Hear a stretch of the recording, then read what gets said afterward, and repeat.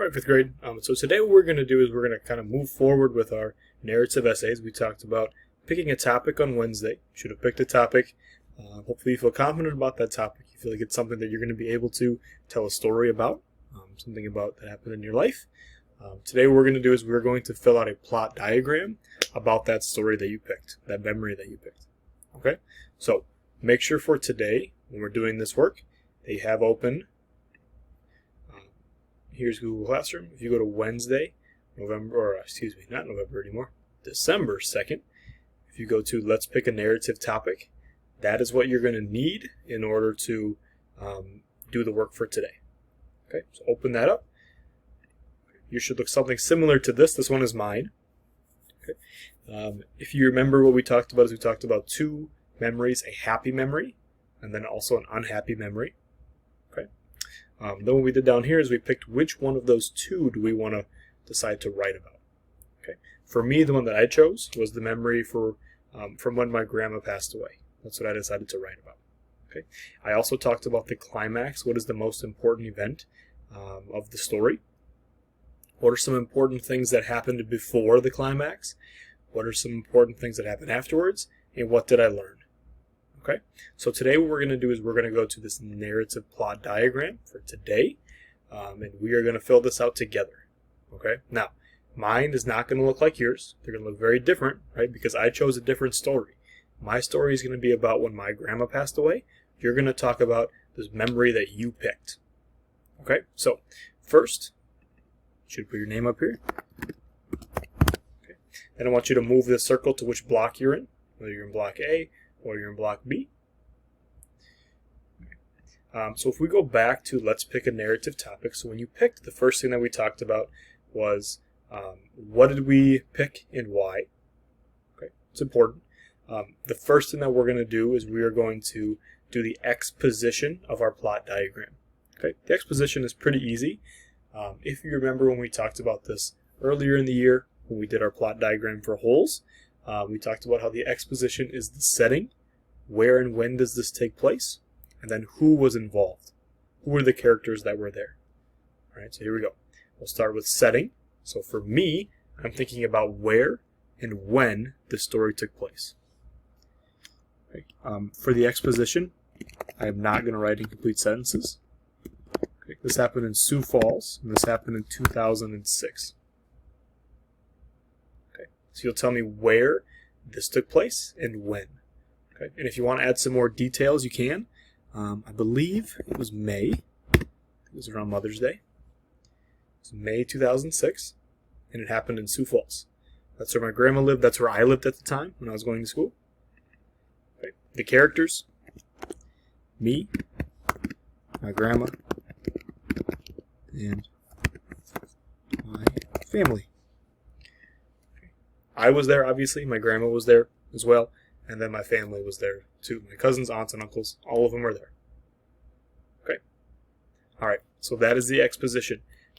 Once you've done setting and characters, we're going to move on here. If you need a little bit more time, pause this video, and then we'll continue. So the first thing that we talked about on this Let's Pick a Narrative Topic, we talked about the climax. That's the first thing that we talked about. Okay. Remember, the climax is that most intense part of the story, the most intense part of the memory. And for me, it's when my mom told me and all of my cousins that my grandma passed away. So we're actually going to do that first. So when we go back to the narrative plot diagram, here's the climax. We're going to do this in complete sentences. Climax of my story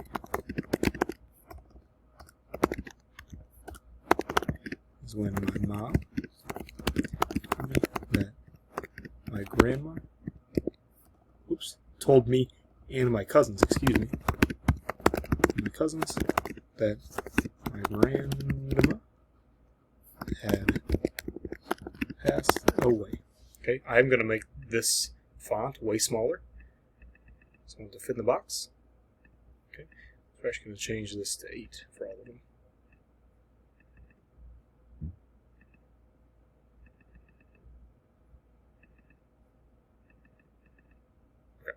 We'll do the rest of them later. So that is the climax. If you see this little line here, this represents the story. Over here is the beginning. This is when we find out who is in the story, where does it take place.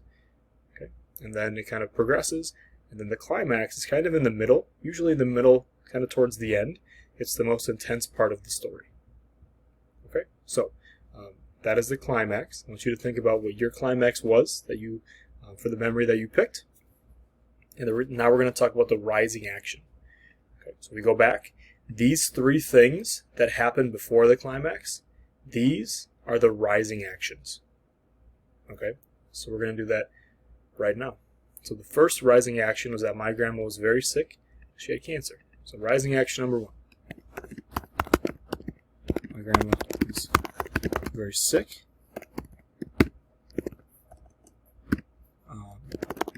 She was in the hospital with cancer. I add another detail to that too. Doctors were afraid that she would not survive. Okay. Alright, so that's rising action number 1. That's the first thing that happened before the climax. Then the second thing, since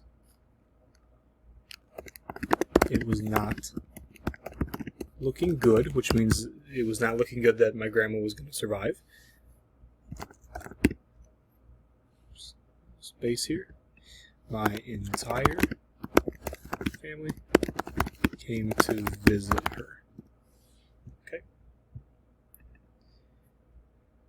So that is the second thing that happened before the climax.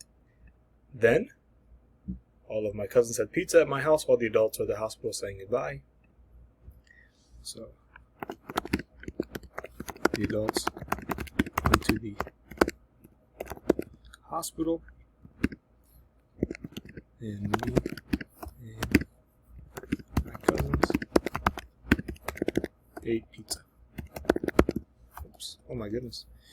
Pizza. There we go. Okay, so those are the rising actions. So these are the things that happened before my mom came home, told me, you know what, we went to go say goodbye, Grandma passed away. Okay. After the rising actions, okay, so they're going this way. So if we look at this line here and we think about where these events take place on this line, my grandma was very sick. She was in the hospital with cancer. The doctors were afraid that she would not survive. Since it was not looking good, my entire family came to visit her. The adults went to the hospital, and me and my cousins ate pizza. And the climax of the story is when my mom told me and my cousins that my grandma had passed away. Okay. Now, what are some things that I remember from after the climax? Okay, the falling action. All right, the intense thing has already happened. Now we're going to start getting a little bit less intense, but still important events of the story. Okay, let's go back to here. Here are the things that happened after the climax. I remember all of my aunts and uncles crying back at the house. Okay. Move this down here. Okay. My aunts and uncles are all crying at our house. Okay, so that's number 1. The first thing that happened after the climax, the falling action, so we call that. Second one, I remember the look on my mom's face because I had never seen her like that before. I also remember the look on my mom's face because she never looked like that before. You can just tell there was a sadness that I've ever seen from her before. Okay, then the third thing that happened after climax, the third falling action.